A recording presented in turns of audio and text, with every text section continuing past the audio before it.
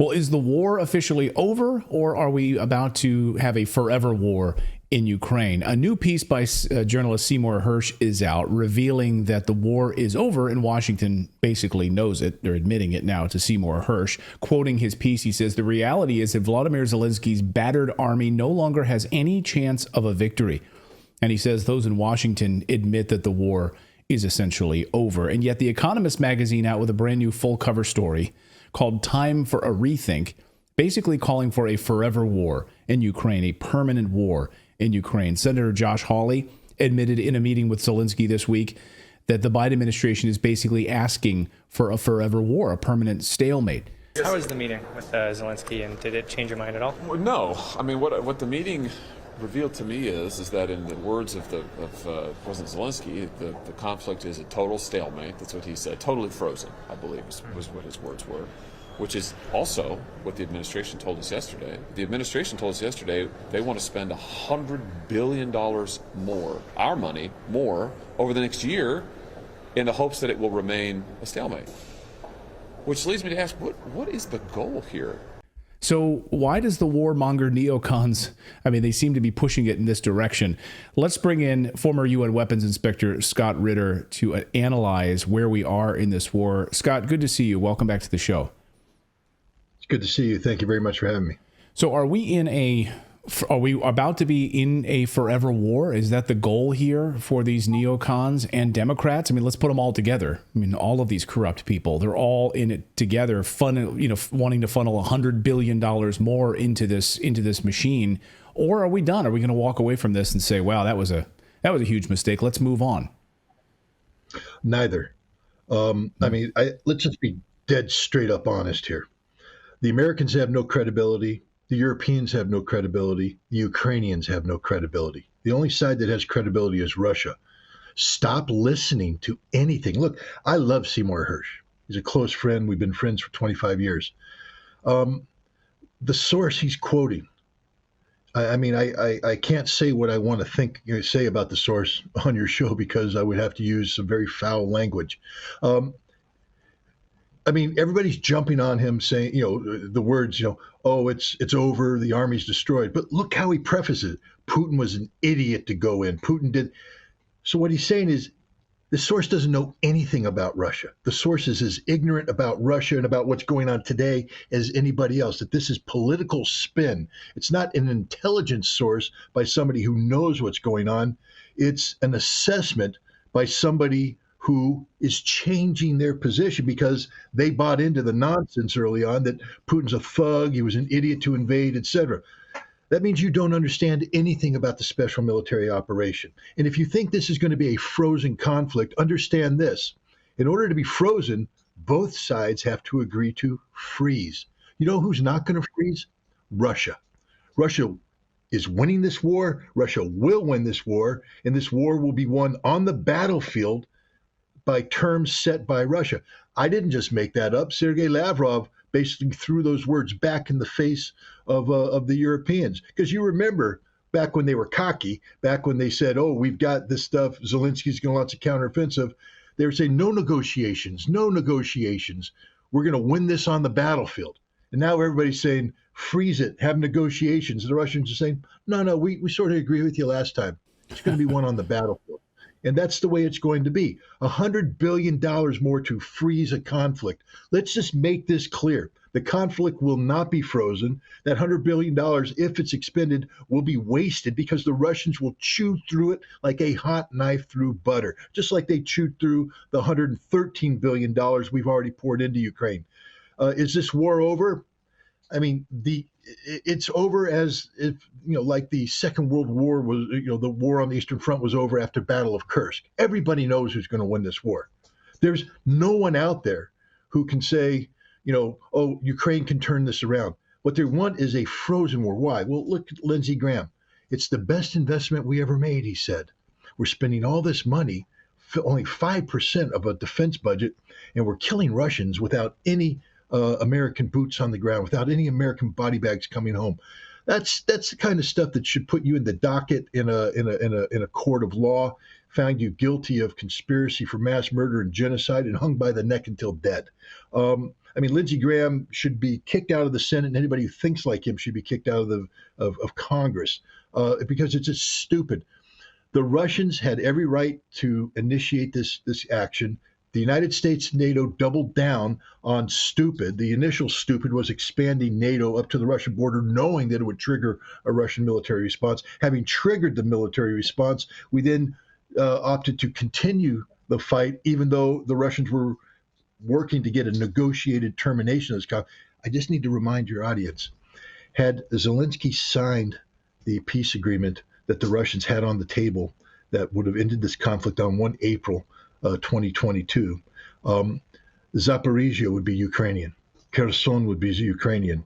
The Donbass would probably be going through an internationally monitored referendum right now to determine what its future would be. 400,000 Ukrainian men would be alive. 20 million Ukrainian civilians would not have been kicked out of their home. An entire generation of Ukrainian children wouldn't be displaced without fathers, without education, condemned to a future of despair because of that decision. That decision was a decision backed by the United States, promulgated by the United States, by the same people articulating in favor of a frozen conflict today. There will be no frozen conflict.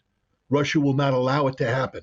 Russia will continue to be in the business of demilitarizing the Ukrainian army. That means killing them. Let's just be frank what it means. They're going to slaughter them. They're going to wade into them. They're going to knock them down like wheat being knocked down by a scythe. This is going to get ugly. But the outcome is absolutely 100% guaranteed. Total Russian victory. And yet, neocons in Washington are pushing for this idea of perhaps a frozen conflict, the idea we can fight them over there, we'll fight Russia over there so we don't have to use American men to do it, and we'll use Ukrainian men to do it. Bill Kristol over the weekend, I mean, this guy, went from being somewhat rational, becoming a total warmonger, and pushing for this idea of a protracted war. He tweeted out this video that's now gone viral. Last night it launched on television networks across the United States. It's a Republican advertisement. I'm just going to play it here and get our audience's response to it because it's just stunning. Watch. When America arms Ukraine, we get a lot for a little. Putin is an enemy of America. We've used 5% of our defense budget to arm Ukraine, and with it, they've destroyed 50% of Putin's army. We've done all this by sending weapons from storage, not our troops. The more Ukraine weakens Russia, the more it also weakens Russia's closest ally, China. America needs to stand strong against our enemies. That's why Republicans in Congress must continue to support Ukraine. So Anders Aslan then tweeted after this video was made public last night, said this is short but perfect, this video. By the U.S. giving Ukraine 5% of the U.S. military budget, the justification for us using this money, Ukraine destroyed 50% of the Russian military, he says. This is the most efficient use of military expenditures ever, and this is how they're justifying it. First of all, they've destroyed 50% of Russia's military? I don't know. Look, Anders Aslan is a Swedish apologist who works for the Atlantic Council. His sole function, his DNA has been genetically altered so that all he does is spew anti-Russian nonsense. He's lost all credibility as an objective observer of the issues. And this endorsement of this ridiculous Republican video. Look, this war will end. Russia will win. That video will always be here to remind the American people of just how morally corrupt and bankrupt the Republican Party is, and Anders Aslan is. 50% of the Russian army, are they high? The Russian army has probably suffered about 50,000 dead. Maybe you could add a few thousand more. Maybe you could subtract a few thousand more. That's a lot of dead. Remember, it took us about 10 years in Vietnam to lose that many dead, and it's 600 days. 50,000 is a huge amount. It is painful for Russia, but it ain't 50% of the Russian military. The Russian military was 900,000 strong when this war began. They're going to pump up the active military to 1.5 million. They're in the process of doing that right now. In addition to that is the 300,000 mobilized reservists, 300,000 volunteers, and another 250,000 recently conscripted, turned into contract soldiers in addition to the 200,000 they had. I mean, I'm not the greatest mathematician in the world, but I think I just articulated a case of well over 1 million people being dedicated to this special military operation, and they lost 50,000. Maybe Swedish math is different, but it's just stupidity beyond belief. But you know who has lost more than 50% of their military? The Ukrainians. They started this conflict with about 246,000 active duty forces, another 300,000 territorialists. Maybe you could throw in another 200,000 border guards and internal troops. 400,000 dead, which means that probably another over 1 million wounded. Okay, they're the ones that have had their military gutted. I don't know. I mean, we live in this strange world where it's. I mean, you remember Seinfeld, the comedy show? They had the episode where everything was the opposite. It was the Bizarro, Jerry. Bizarro. Yeah. Well, this is Bizarro world. This is where, you know, the Republicans, Aslan, Ukraine, the Western media seems to be projecting onto Russia everything that's happening to the Ukrainians. Because the truth about the Russians is that, I mean, every military makes mistakes. But what happened at the beginning of this conflict was not a mistake. The conflict was waged not to conquer Kiev, not to conquer Ukraine, but to get the Ukrainians to the negotiating table, something Russia had been striving to do before the conflict. So even when the conflict began, Russia was saying, all we want to do is pressure you to get to the negotiating table. And they did. So the Russians won phase one of the operation. That's what people don't understand. It wasn't a Russian defeat. They got the Ukrainians to the negotiating table. They got them to initial a peace plan. And had NATO not intervened, there would have been peace. So how can anybody sit there and say the Russians have failed, they're weak, etc.? Then Russia had to adapt. And they've adapted today. Today, the reason why that $113 billion didn't succeed in turning the tide is that the Russians are better than the Ukrainians. The Russians are better than NATO. Russia's winning this war, and NATO can't admit it. And so we're going to spend another $100 billion. But the good news on this one, Clayton, is we won't be given the chance to spend $100 billion. Because to spend $100 billion, there has to be a Ukrainian state capable of receiving $100 billion. And I don't think that Ukraine's going to be around much longer. I think Zelensky's on his final legs. His wife just gave an interview today where she said, I don't know if he and the Ukrainian people are going to be seeing eye to eye much longer. That's why you cancel elections. That's why he canceled elections, and because he knows what the truth is. But the Ukrainian military, too, you're starting to get mainstream media coming out and just saying there's literally nothing left. They've burned through everything. There's nothing left. Whereas the Russians still have 300,000 uncommitted reserves, trained, organized, ready to rock. There's still some heavy fighting left. There's still going to be a lot of people dying, but the outcome is absolutely guaranteed. Total Russian victory.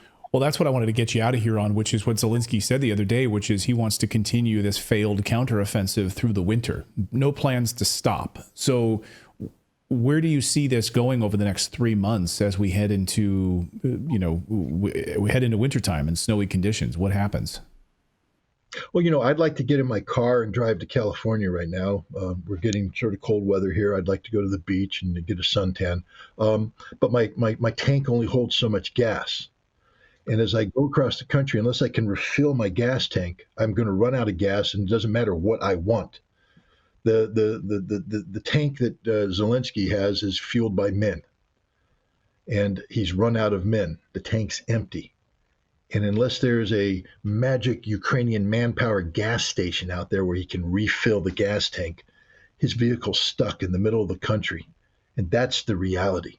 There aren't enough men in Ukraine capable of sustaining this counteroffensive. To be honest, there's not enough men in Ukraine capable of maintaining a viable defense along the entire line of contact. The Russians are going to start the process of just grinding them down again.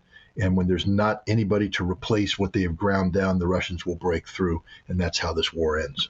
I guess I'll get you out of here on this. I meant to said I was already going to get you out of here on something else. But this week we saw this attack on the fleet, the naval fleet, of course, in Sevastopol. I think the Western media thought, oh, Putin's going to respond devastatingly, and perhaps NATO was hoping that Putin would respond devastatingly, do something stupid. What do you think the response is going to be, or will there be any response at all that we would classify as massive on some sort of a television scale that CNN would cover and say, see, we told you?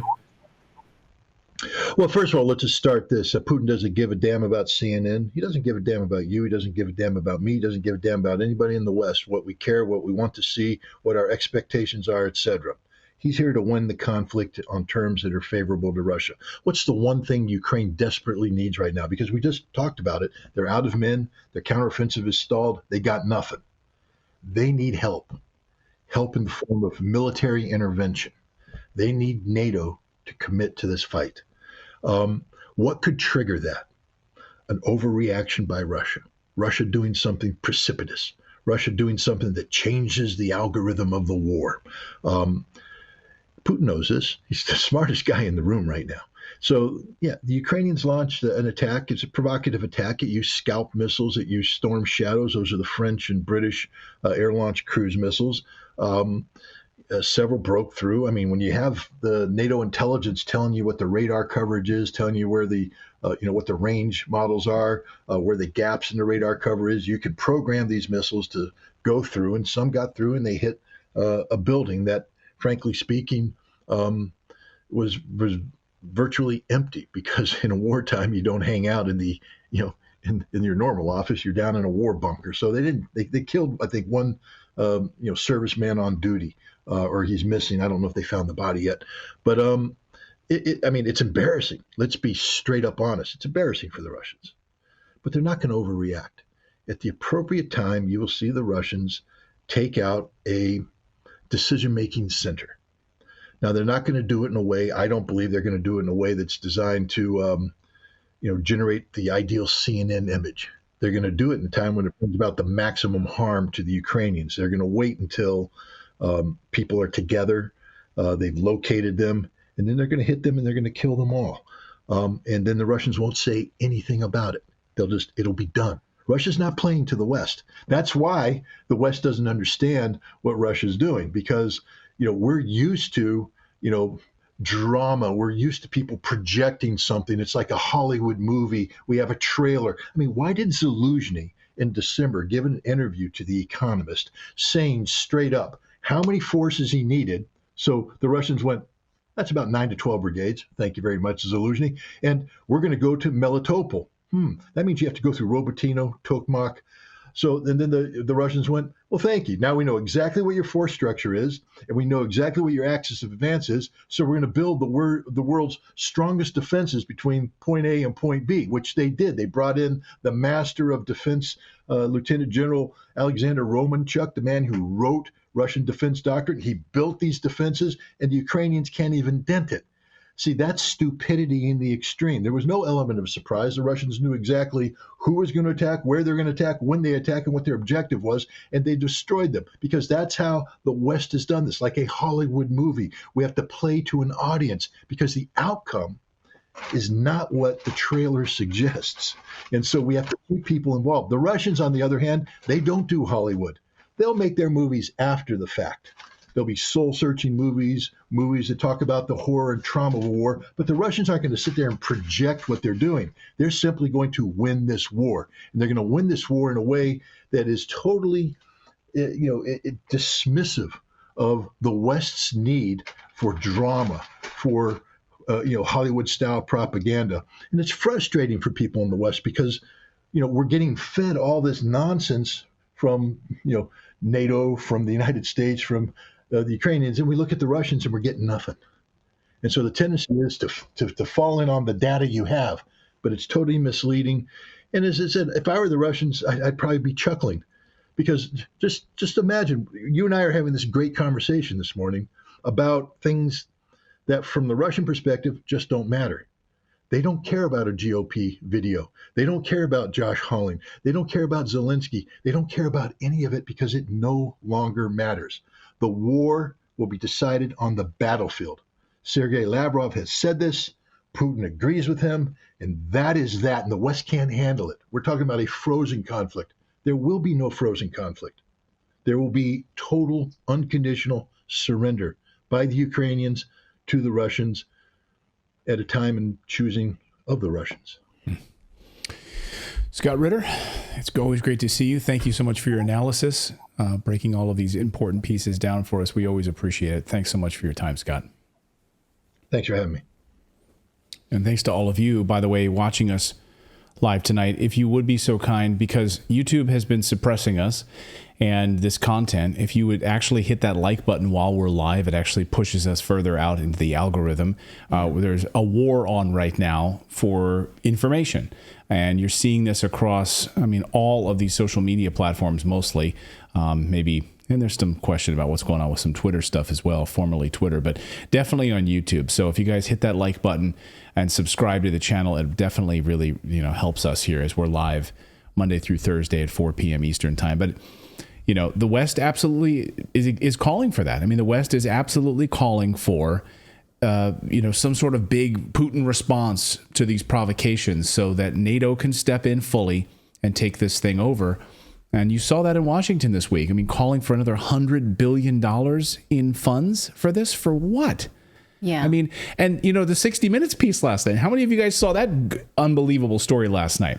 So we can't show any 60 Minutes clips here on the show because they will copyright strike us. So we can't do it. But we can tell you that they did a whole piece last night on how the United States government is funding Ukraine's, not only their military and their weapons, but all of their first responders. 57,000 of their first responders are subsidized by you, the American taxpayer. That includes training dogs for first response. That includes pensions for people who are retiring as first responders.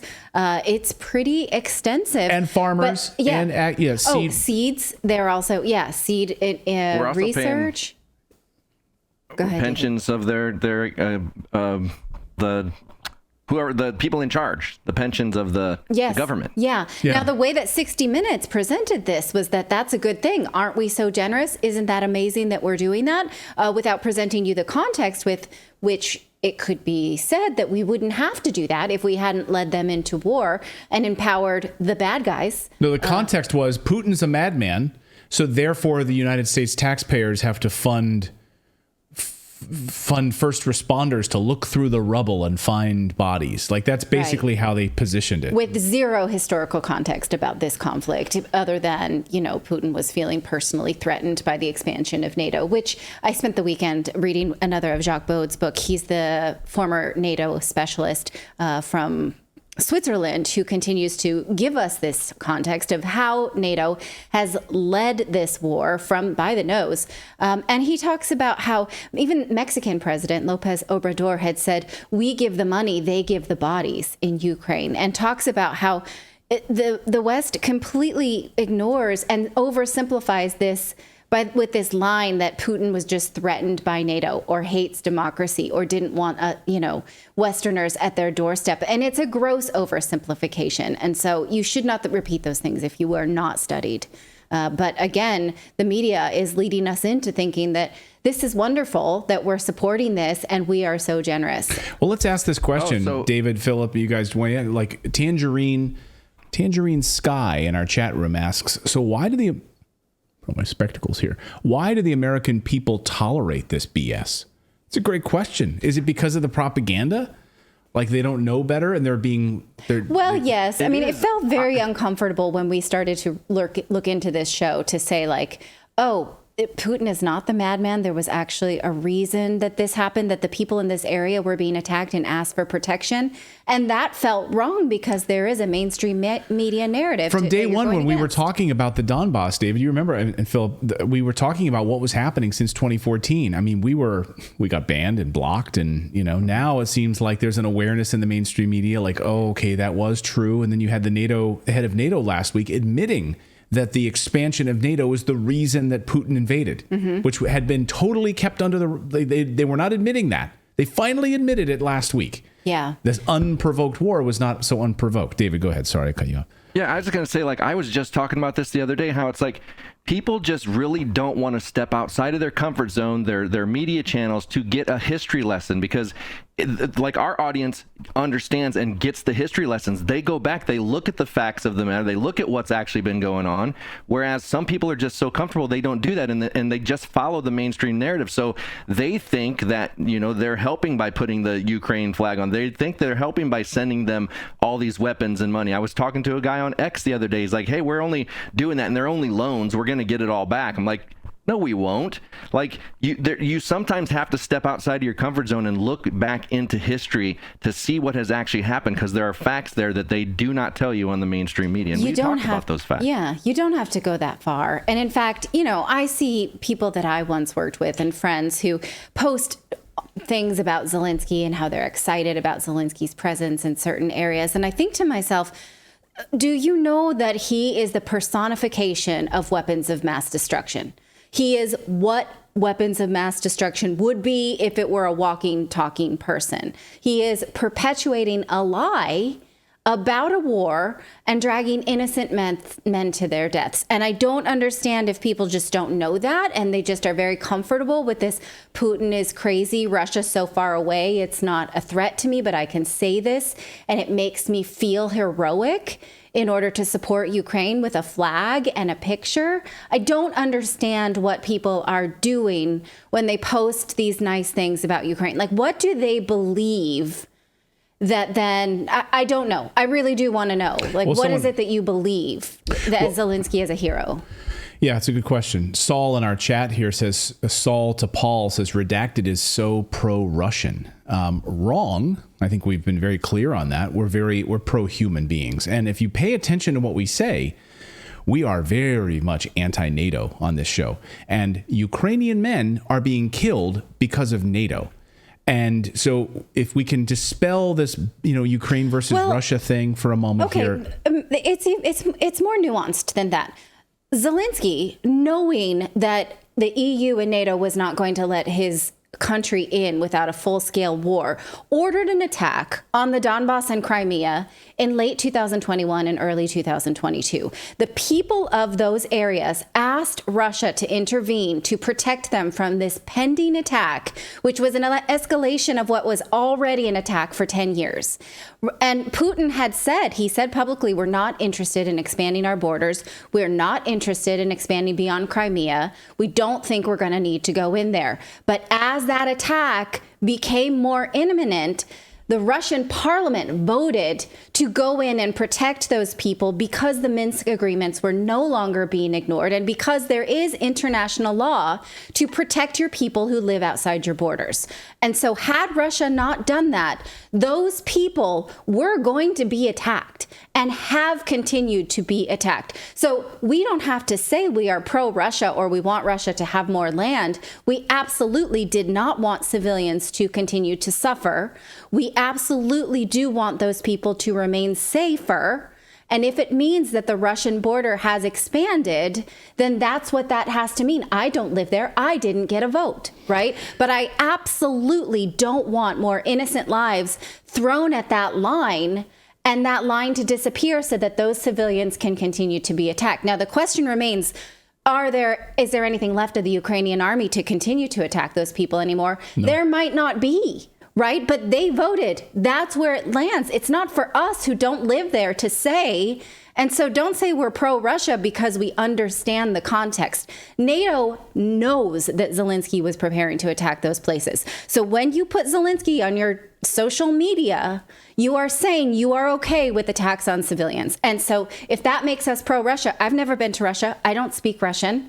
Then I'm sorry that you have a problem boiling down things into black and white when the world is gray. Well, yes, well said. And also, if you're okay with Zelensky, you're okay with him eliminating other parties. You're okay with him eliminating media that's pro or anti-Ukraine or whatever, or doesn't go against the narrative. Like, he is a dictator. Like, the things that he's doing canceled are like elections. what dictators do. Yeah, Yes. canceled elections. Shut down, shut down pro-democracy. opposition media and opposition We haven't churches. said, the United States hasn't said anything about canceling elections. I mean, it's literally not even a question asked during the White House press briefings. Not even a question. We're so pro-democracy, Kamala Harris. That's what you told us we were fighting this war. And yet, when you cancel elections, what do you have to say about it? Thank you so much for watching this segment here at Redacted. We are live every day at 4 p.m. Eastern Time, trying to share the stories that the mainstream media will not cover. You should also come over and join our community of Redacted Rebels over at redacted.inc. That's our private locals community where we can share exclusive content that we simply cannot share here on YouTube. Come over and join the rebellion together right now by going to redacted.inc. We'll see you next time.